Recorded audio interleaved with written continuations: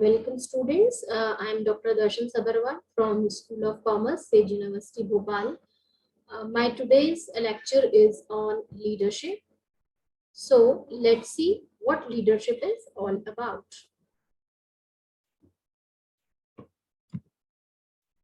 When we hear the word leadership or leader, the image of our politicians, the party leaders comes into our minds.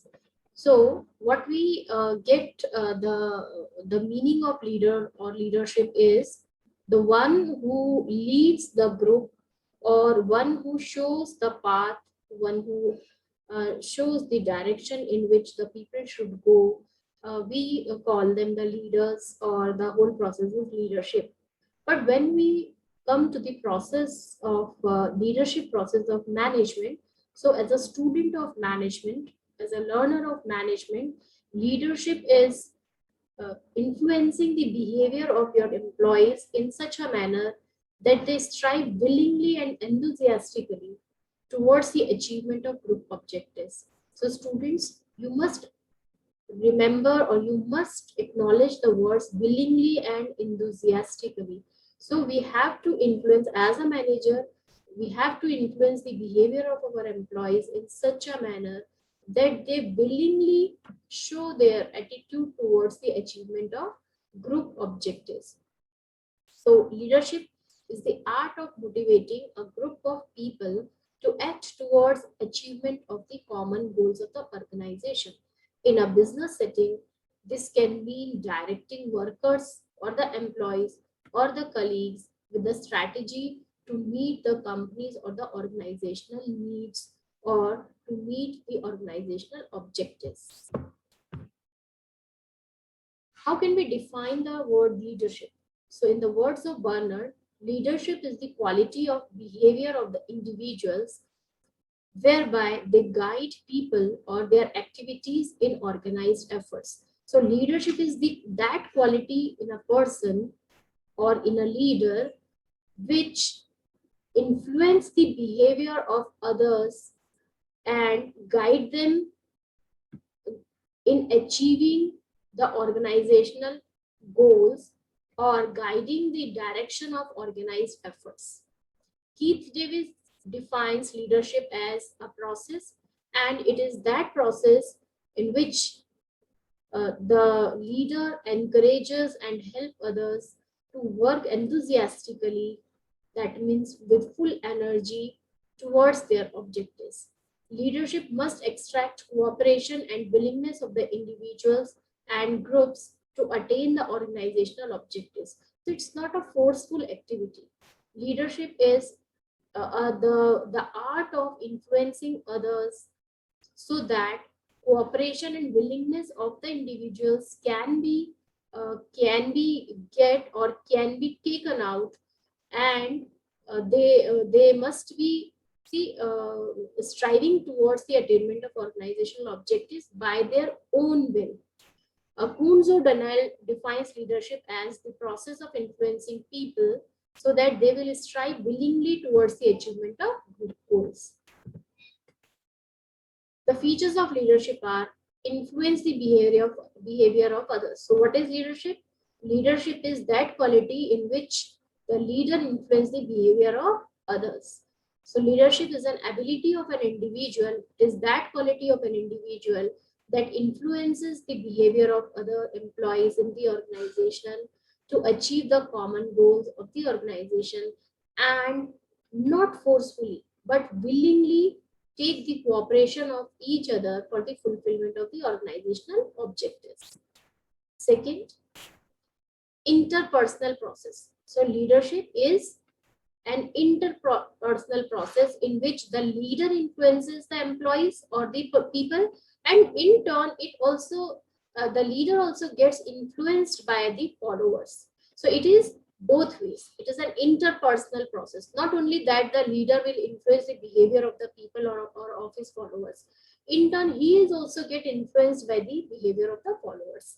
The relationship between the leader and the followers decides how efficiently and effectively the targets of the organization can be met.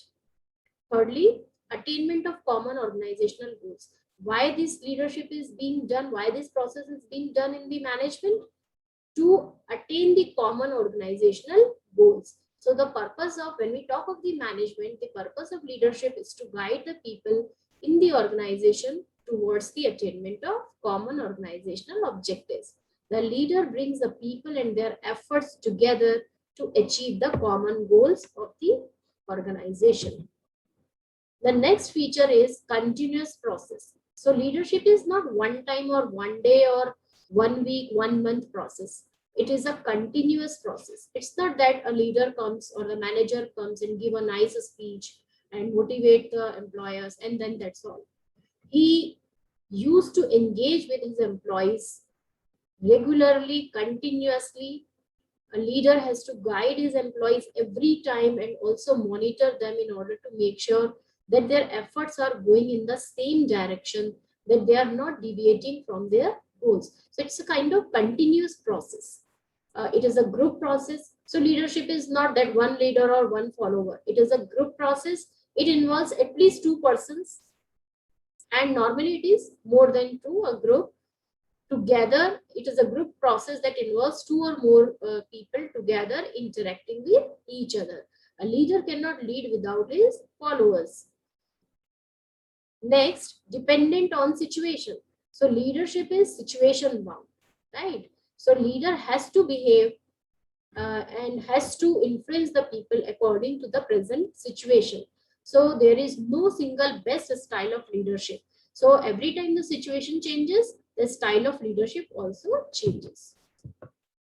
Now come to the point of importance of leadership. How leadership is important as we talk of the business organization or the organization, how it is important. So it helps in initiating action.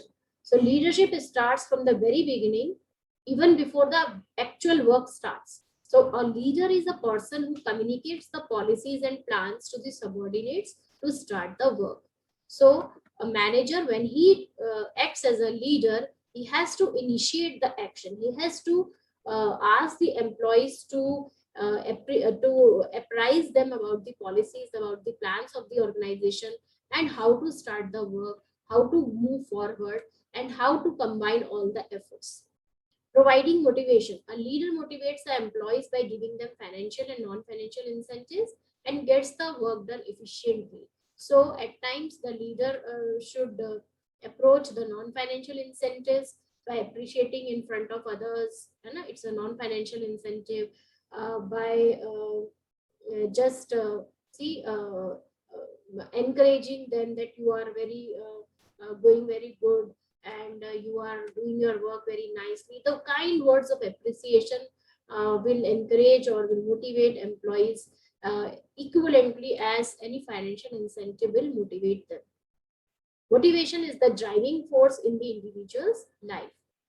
Next importance is providing guidance. So leadership is important because not only because the manager leader supervises the employees, but also guides them in their work in case of any problem, in any obstruction in the processes, in the activities while they perform their work. So as a good leader, as a as an informed leader, the manager should instruct the subordinates, shall show them how to perform their work effectively, and also solve their problem during the course of activity so that their efforts do not go into vain. Creating confidence. A leader acknowledges the efforts of the employees, explains them their role clearly, and guides them to achieve the organization of the achieve the goals of the organization. And this he does by telling the employees that their personal goals are what the organizational goals are, like, right? That means by aligning their personal goals with the goals of the organization. Next importance is building work environment. So a good leader manager should maintain personal contacts with the employees and should hear their problems and try to solve them. A positive and efficient work environment helps in the growth of the organization continuously. Then coordination. A leader reconciles the personal interest of the employees with the organizational goals. Like I have already told you that the leader manager acknowledges the personal goals of the employees and then tell them, guide them that whatever your personal goals are, when you achieve them, then you meet the organizational goals also, or vice versa. He explains the organizational goals to the employees and then make them realize that how important the organizational goals are in achieving their personal goals. Okay, for example, when we take the example of cricket team India, then every cricketer, every batsman tries to make a century. So when the captain motivates them to achieve their now see if they have made the goals that in front of so and so country we should put up a nice total of 300. So when the captain motivates his team that we have to achieve the target of 300 runs, so uh, to an ambitious cricketer or the ambitious member of the team, the captain explains him that his making of century, his scoring of 100 runs is how very important in achieving the 300 runs target. So the personal aim of cricketer is to score a century, which is the dream of every cricketer. And when the captain encourages him that we have to reach the targets of 300, and now listen, you play with full caution, you be there, don't throw away your wicket, because when you score your century, then it is very easy for us to make the target of or to achieve the target of 300. So a good leader reconciles the personal goals of employees with the organizational goals. Then creating successors. One more importance of the task of leadership is the leader has to train his subordinates in such a manner that when he is not there in the organization, or after the retirement, or after his promotion, or after his transfer to some other place, his place can be fulfilled or his position can be taken by someone. So he creates more leaders. A good leader creates more leaders. A good leader not only increase the strength of his followers, but he creates more leaders. That is the one good indication of a good leader. Then induces change. A leader persuades, clarifies, and inspires employees to accept any change in the organization without much resistance and discontentment.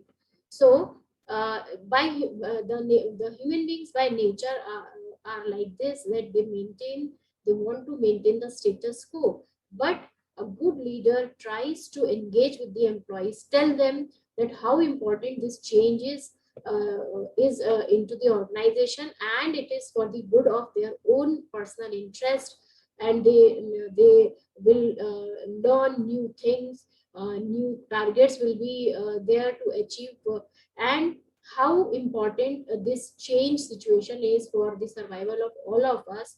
And then he induces the change slowly so that not much resistance is there on part of the employees. So a good leader or good leader manager makes sure that employees don't feel insecure about the change.